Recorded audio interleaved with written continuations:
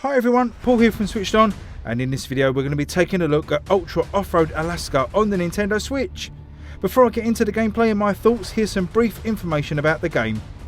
Ultra Off-Road Alaska is, as you'd expect from the title, an off-road driving game set in Alaska and sets out, from what I can tell, to ape the Spintires Mudrunner series, albeit on a budget scale.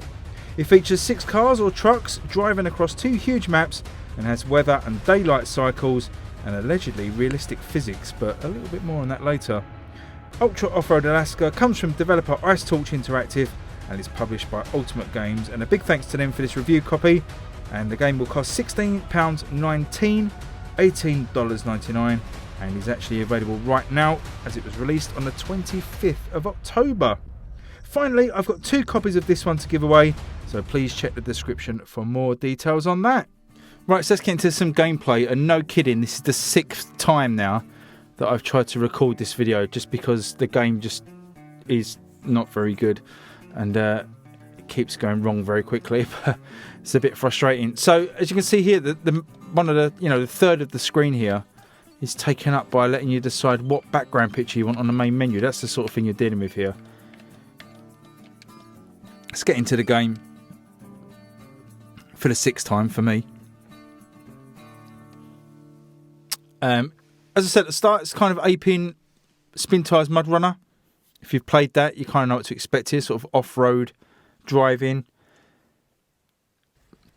through Alaska. Let's have a quick look at the car model. Pretty basic stuff. Suspension looks quite nice when it gets going, but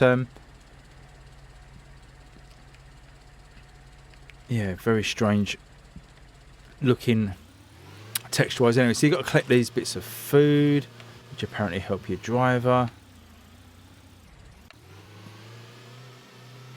And you just get stuck on these little snags of earth, and then your car rolls around and bursts into flames. It's all a bit pants, really. Certainly don't get this expecting Spintires Mudrunner. So the game's objective is to follow the marker through here. You've got that hexagonal marker just in front of you. That's our sort of end point, our waypoint that we need to get to by following this path, really, best we can. Not really much to do apart from regulate speed and try and stay on a decent path. Not always easy. You can see there's a terrible fogging in the game as well, like the background just, 10 meters in front of you is just a fog.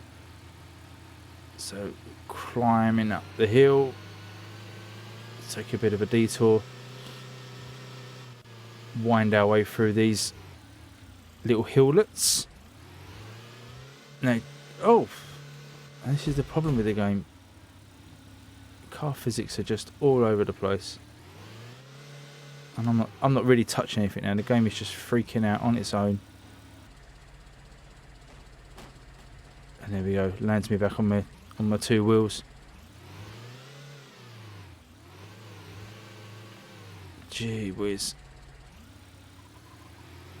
As I say, this is indicative of what's happened on the other goes, and I've just tried to keep re-recording it for you guys, just so you get some idea of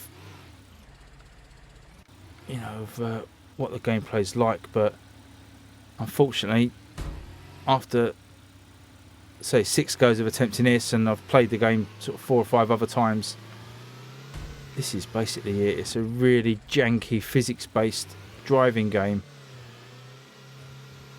that's just really frustrating to control.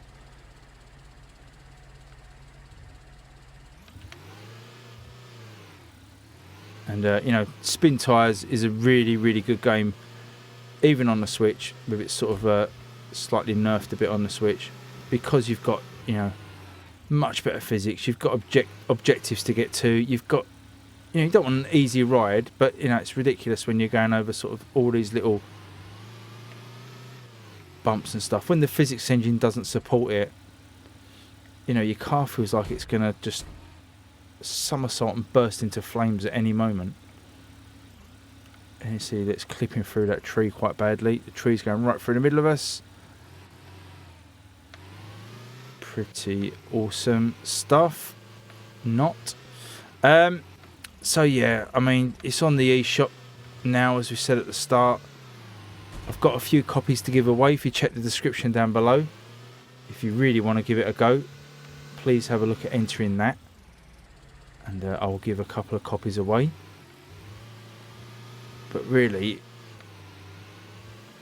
don't be getting this expecting it to be Spintires, because it's just basically a drive across bad landscapes, and it's a really frustrating time. I just wanted to cover the game, really. I don't normally cover these sort of games from real small indies anymore, just because some of them are so mixed in quality. But I knew looking at this one on the eShop that it had that kind of Spintires vibe, and I knew that some of you guys would be, you know, some of my regular subscribers certainly, but a lot of people have come to my channel for driving simulators, and would be maybe looking at this one thinking, oh, it looks quite decent.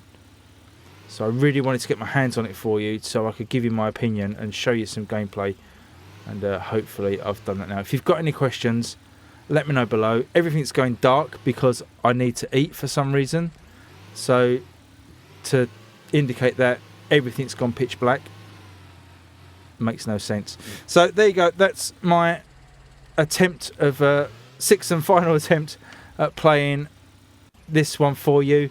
Please like and subscribe, leave me a comment below, and remember to check the description where I've got a couple of codes to give away if you really want to give it a go yourself. But until next time, thanks a lot for watching, and I'll see you guys on the next video. Thanks everyone, bye bye.